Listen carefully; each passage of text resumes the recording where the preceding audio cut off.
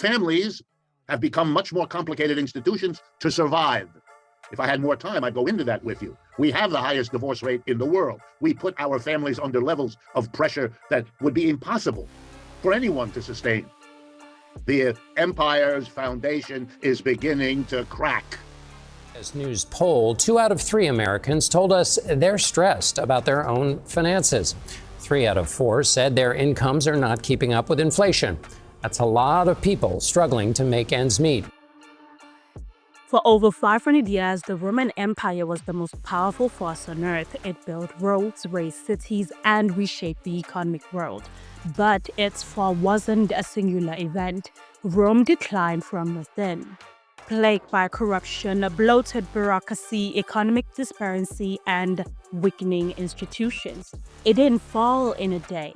It fell in a generation. And today, as we look at the United States, once a beacon of democracy and wealth, the question echoes through history. Are we witnessing another empire in decline? This isn't a doomsday prediction, it's a wake-up call. Behind the headlines and political theater, millions of Americans are quietly packing up and walking away, not because they hate their country, but because it no longer takes care of them. And for many, the last straw wasn't just inflation or broken promises. It was the big, beautiful bill. A national debt now soaring past $34 trillion. Quietly handed to the future generations like a ticking time bomb.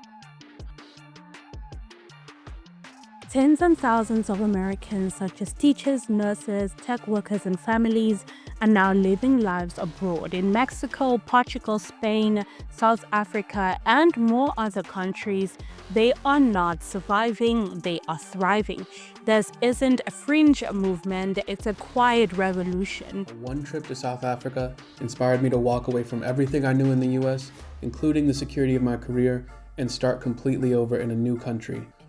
All for the chance to build my dream life here, something I didn't feel like was going to happen in America. So I'll share with you exactly how I did this, and if you plan to do something similar, whether it's South Africa or another country, how you can do it too. Less money, but our quality of life that we have here is so much more important than any dollar amount that you can add to my wallet. And we actually relocated from Kansas all the way to Spain back in 2021. And we live in Logroño, Spain with our 2.5-year-old son. And also our 2 rescue dogs. A growing number of Americans fleeing a country that has become too expensive, too stressful, and too uncertain to call home. Roughly 9 million Americans currently live overseas, and the number is steadily rising. In 2024 alone, over 35,000 Americans took formal steps to move to Europe through relocation programs like Move Overseas Now. Platforms like Expatsy report over 116,000 Americans expressing plans to relocate abroad in 2024, with top destinations being Portugal, Spain, the UK, Canada, and Italy. Life in America now feels like trying to swim with lead bricks tied to your ankles. Housing is unaffordable. Daycare costs more than college. Groceries that once fed a family now break the bank. Even with a stable job, people are maxing out credit cards, juggling multiple side hustles, and falling behind. The numbers say it all. Over 60% of Americans are living a paycheck to paycheck. And the government's answer, another bill, another trillion, another patch on a sinking ship.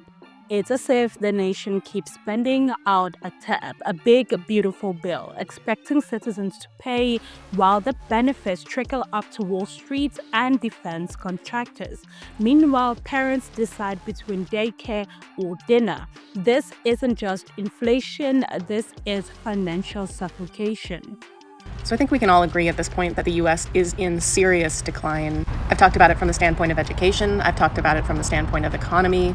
You could talk about it from the standpoint of just about any way that we meet people's needs in this country. People are not getting their needs met. It's hard. Picture a 22-year-old who did everything right, got into college, studied hard, graduated, but now there are $60,000 in debt. Can't buy a house, can't start a family, can't breathe.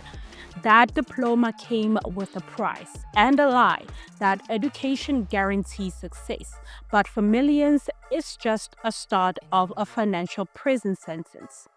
Approximately 42 to 45 million Americans currently hold federal student loan debt. Together, they own roughly $1.6 to $1.8 trillion in student loan debt as of mid-2024. Since 2000, the number of borrowers has been more than doubled, from about 21 million to over 45 million. And how the government plans to get student loan money back through wage garnishment, tax refund seizure, social security offsets, and collection and penalty fees.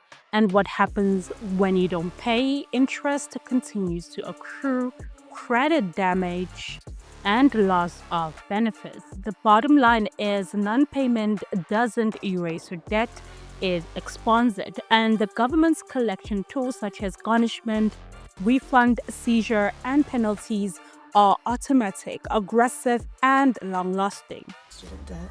I have over $75,000 in student debt, and I'm not even done with school. Please stay.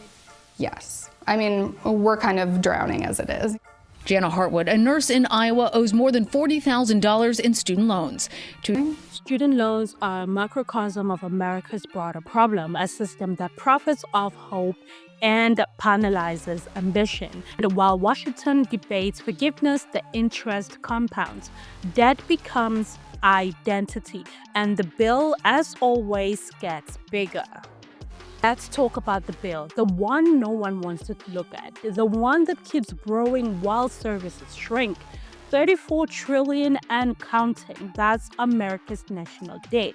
It's not just a number, it's a mirror, reflecting the choices of a nation that spends billions on war but can't provide universal healthcare. That funds corporate bailouts but won't feed hungry kids. That prints money to postpone collapse but forgets who picks up the tab. Spoiler, it is not the billionaires, it's you, your children, and your future. This big, beautiful bill isn't abstract anymore. It shows up in rising mortgage rates, broken schools, decaying infrastructure, exploding healthcare premiums. Every time Congress kicks the can down the road gets even more expensive to fix. The company just announced its largest layoff in more than 2 years. The Redmond tech giant will cut as much as 4% of its workforce. That's roughly 9,100 jobs.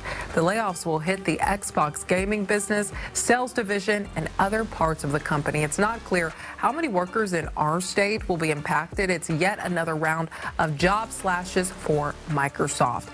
You know, we do have you covered here. We do want to go out right now.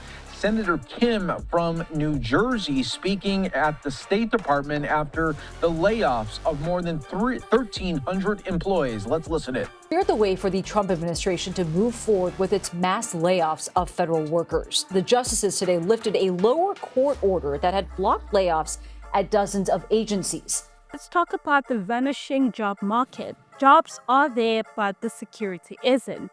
Gig work, no benefits, layoffs, AI replacing entire departments. Even once safe industries are becoming volatile. There has been layoffs in federal government, tech sector, popular in Microsoft with over 9,000 layoffs, IBM 8,000 layoffs, retail and consumer goods, aerospace, energy, and manufacturing. People aren't asking, where can I find a job? They're asking, what's the point? How do you build a life when you are one medical emergency away from bankruptcy? How do you save for retirement when rent devours your paycheck? I have done a video on the rise of BRICS and how it can affect the American dollar. You can go ahead and check that video out right after this video. As America falters, the world watches and moves on. The BRICS alliance is growing. Their goal, is to end the US reign, and they're doing it slowly and strategically.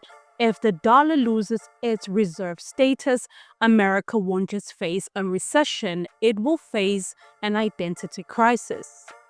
Their ability to borrow vanishes, their goal to influence wanes, and the empire that ran on credit runs out of gas. And remember, the debt still needs to be paid, but now no one wants to buy the bill. More and more young Americans are deciding we can't afford to have babies. Not don't want, but can't. Raising a family in the US now requires wealth, luck, and sacrifice. No paid parental leave, no affordable childcare, no safety net. It's no coincidence that birth rate is collapsing. People are making rational decisions in an irrational system. In other countries, children are welcomed with policy. In America, they are greeted by death. The US didn't break in one day. It cracked slowly from the inside. And today, the cracks are visible everywhere. Homeless, vets, indebted students, overworked parents, and fleeing families. And above it all, a big, beautiful bill no one wants to own. Stacked high atop broken promises and empty rhetoric. The dream isn't dead, it's just moved abroad. And the question isn't, will America collapse? What are they willing to do before it does?